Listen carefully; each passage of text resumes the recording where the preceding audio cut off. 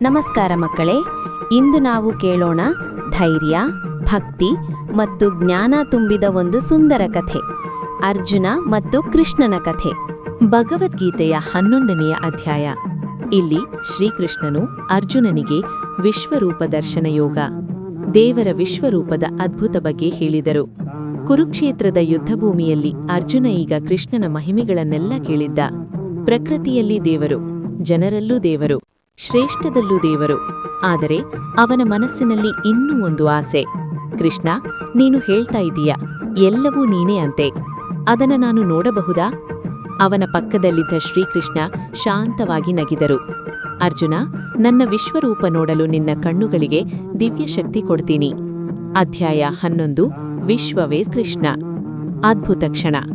ಕೃಷ್ಣ ನಿಧಾನವಾಗಿ ತಮ್ಮ ದಿವ್ಯ ರೂಪ ತೋರಿಸಲು ಶುರು ಮಾಡಿದರು.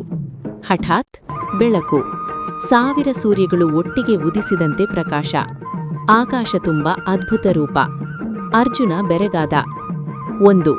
ಕೃಷ್ಣನ ವಿಶ್ವರೂಪ. ಅರ್ಜುನ ಏನ್ ನೋಡಿದ? 1000 ಮುಖಗಳು, ಲಕ್ಷಾಂತರ ಕಣ್ಣುಗಳು, ಅನೇಕ ಕೈಗಳು, ಅನಂತ ಪ್ರಕಾಶ.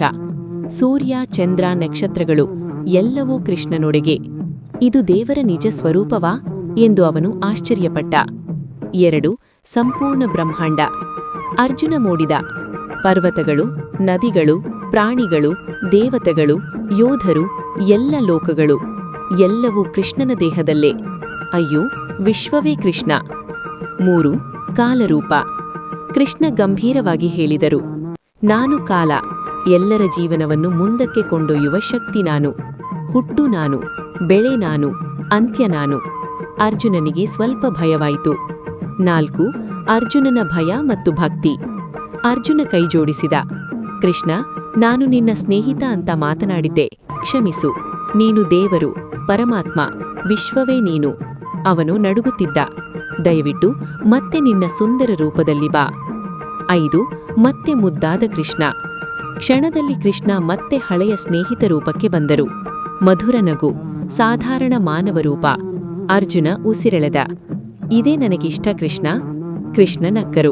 ಅರ್ಜುನ, ಭಕ್ತಿಯಿಂದ ನೋಡಿದ್ರೆ ನನ್ನನ್ನೇ ಕಾಣಬಹುದು. ಮಕ್ಕಳಿಗೆ ಸರಳ ಅರ್ಥ. ದೇವರು ದೊಡ್ಡವನು, ವಿಶ್ವವೇ ಅವನ ರೂಪ, ನಾವೆಲ್ಲರೂ ಅವನ ಭಾಗ. ಅವನು ನಮ್ಮನ್ನು ಕಾಪಾಡುತ್ತಾನೆ. ಚಿಕ್ಕ ಸಾಲು. ವಿಶ್ವವೇ ದೇವರ ದೇಹ, ನಾವು ಅವನ ಮಕ್ಕಳು. ಈ ಕಥೆ ನಿಮಗೆ ಇಷ್ಟವಾದರೆ ಲೈಕ್ ಮಾಡಿ, ಶೇರ್ ಮಾಡಿ, ಸಬ್ಸ್ಕ್ರೈಬ್ ಮಾಡಿ. ಮತ್ತೆ ಭೇಟಿಯಾಗೋಣ ಮತ್ತೊಂದು ಸುಂದರ ಕಥೆಯೊಂದಿಗೆ. ನಮಸ್ಕಾರ.